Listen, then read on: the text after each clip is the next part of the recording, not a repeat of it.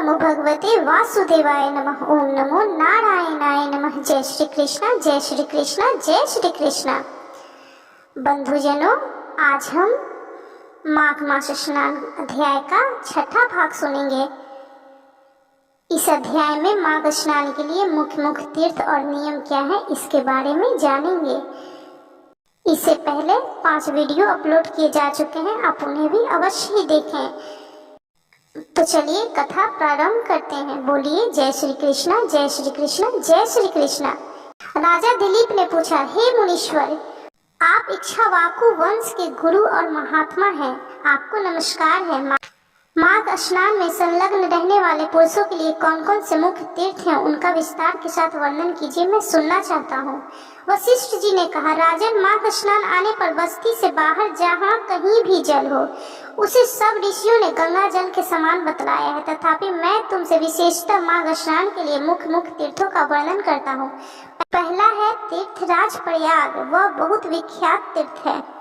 प्रयाग सब तीर्थों में कामना की पूर्ति करने वाला तथा धर्म, अर्थ, काम, मोक्ष चारों पुरुषार्थों को देने वाला है। उसके सिवा नैमिषारण्य, कुरुक्षेत्र, हरिद्वार, उज्जैन, सरयू, यमुना, द्वारका, अमरावती, सरस्वती और समुद्र का संगम, गंगा सागर संगम, कांची, त्र्यंबक तीर्थ, सप्त गोदावरी का तट, कालाजर, प्रभास, बद्रिका आश्रम, महालय, ओंकार क्षेत्र, पुरुषोत्तम क्षेत्र, जगन्नाथपुरी, गोकर्ण, भृगुकर्ण, भृगुतुंग, पुष्कर, तुंगभद्रा, कावेरी, कृष्णावेणी, नर्मदा, सुवर्णमुखी तथा वेगवती नदी, ये सभी माघ मास में स्नान करने वालों के लिए मुख्य तीर्थ है।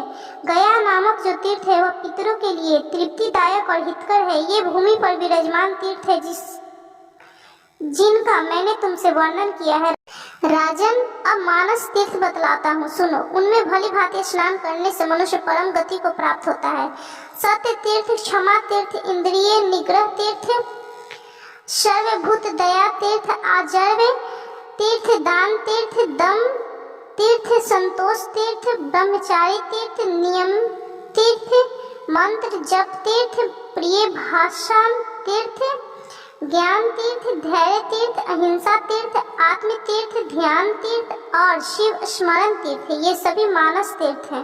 मन की शुद्धि सब तीर्थों से उत्तम तीर्थ है। शरीर से जल में डुबकी लगा लेना ही स्नान नहीं कहलाता है। जिसने मन और इंद्रियों के संयम में स्नान किया है, वास्तव में उसी का स्नान सफल है, क्योंकि वह पवित्र स्नेह युक्त चित्त वाला माना गया है। जो लोभी, चुगलखोर, क्रूर, दंभी और विषय लोलुप है, वह संपूर्ण तीर्थों में स्नान करके भी पापी और मलिन ही बना रहता है। केवल शरीर की मैल छुड़ाने से मनुष्य निर्मल नहीं होता है, मन की मैल धुलने पर ही वह अत्यंत निर्मल होता है। जलचर जीव जल में ही जन्म लेते हैं और उसी में मर जाते हैं, किंतु इससे वे स्वर्ग में नहीं जाते, क्योंकि उनके मन की मैल नहीं धुली रहती। विषयों में जो अत्यंत आसक्त होती है, उसी को मानसिक मल कहते हैं। विषयों की ओर से वैराग्य हो जाना ही मन की निर्मलता है।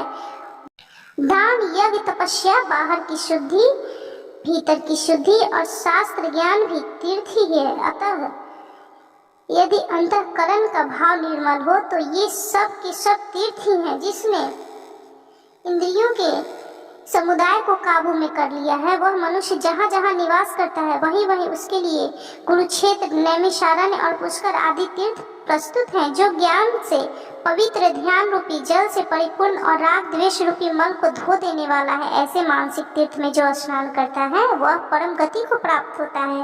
राजन, यह मैंने तुम्हें मानस तीर्थ का लक्षण बताया है। अब भूतल के तीर्थों की पवित्रता का कारण सुनो। जैसे शरीर के कुछ भाग परम पवित्र माने गए हैं, उसी प्रकार पृथ्वी के भी कुछ स्नान अत्यंत पुण्यमान माने जाते हैं। भूमि के अद्भुत प्रभाव, जल की शक्ति और मुनियों के अनुग्रह पूर्वक निवास से तीर्थों को पवित्र बतलाया गया है। इसलिए भौम और मानस सभी तीर्थों में जो नित्य स्नान करता है वह परम गति को प्राप्त होता है।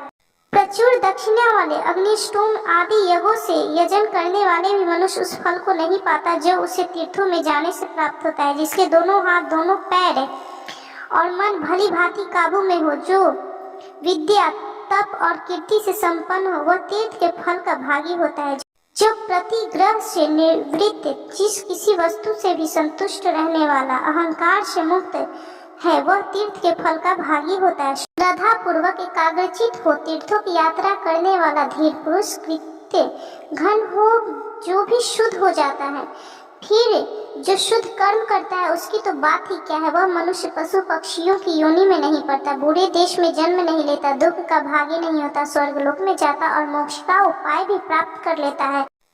अश्रद्धालु, पापात्मा, नास्तिक, संययात्मा और केवल युक्तिवाद का सहारा लेने वाले ये 5 प्रकार के मनुष्य तीर्थ फल के भागी नहीं होते। जो शास्त्रोक्त तीर्थों में विधि पूर्वक विचरते हैं और सब प्रकार के द्वंद्वों को सहन करते हैं, वे धीर मनुष्य स्वर्गलोक में जाते हैं। तीर्थ में अधर्य और आवाहन बिना ही श्राद्ध करना चाहिए, वह श्राद्ध के योग्य काल हो या ना हो। तीर्थ में बिना विलंब किए श्राद्ध और तर्पण करना उचित है, उसमें विघ्न नहीं डालना चाहिए। अन्य कार्य के प्रसंग से भी तीर्थ में पहुंच जाने पर स्नान करना चाहिए। ऐसा करने से तीर्थ यात्रा का नहीं परंतु तीर्थ स्नान का फल अवश्य प्राप्त होता है। तीर्थ में नहाने से पापी मनुष्यों के पाप की शांति होती है। जिनका हृदय शुद्ध है उन मनुष्यों को तीर्थ शास्त्रोक्त फल प्रदान करने वाला होता है। जो दूसरे के लिए तीर्थ यात्रा करता है वह भी उसके पुण्य का 16वां अंश प्राप्त कर लेता है। कुश की प्रतिमा बनाकर तीर्थ के जल में उसे स्नान करवाएं। जिसके उद्देश्य से उस प्रतिमा को स्नान कराया जाता है वह पुरुष तीर्थ स्नान के पुण्य का 8वां भाग प्राप्त करता है। तीर्थ में जाकर उपवास करना और सिर के बालों का मुंडन कराना चाहिए। मुंडन से मस्तक के पाप नष्ट हो जाते हैं। जिस दिन तीर्थ में पहुंचे उसके पहले दिन उपवास करे और दूसरे दिन श्राद्ध एवं दान करे।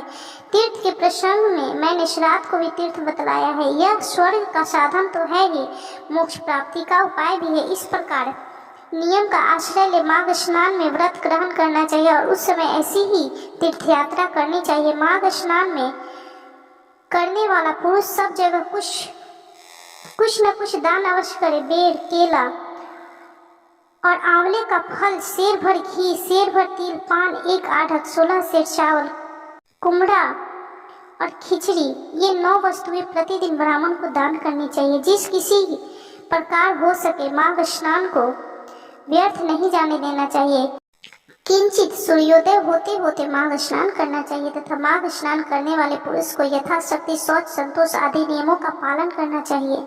विशेषतः ब्राह्मणों और साधु सन्यासियों को पकवान भोजन कराना चाहिए। जाड़े का कष्ट दूर करने के लिए बोझ सूखे काठ दान करें। रुई भरा अंगा, शैया, गद्दा, यज्ञोपवीत, लाल वस्त्र, रुईदार रजाई, जायफल, लौंग, बहुत से पान, विचित्र विचित्र कंबल, हवा से बचाने वाले गृह, मुलायम जूते और सुगंधित उपटन दान करें। माघ स्नान पूर्वक घी, कंबल, पूजन सामग्री, काला अगर, धूप, मोती पत्ती वाले दीप और भांति भांति के नैवेद्य से माघ स्नान जनित फल की प्राप्ति के लिए भगवान श्री हरि विष्णु माधव की पूजा करें।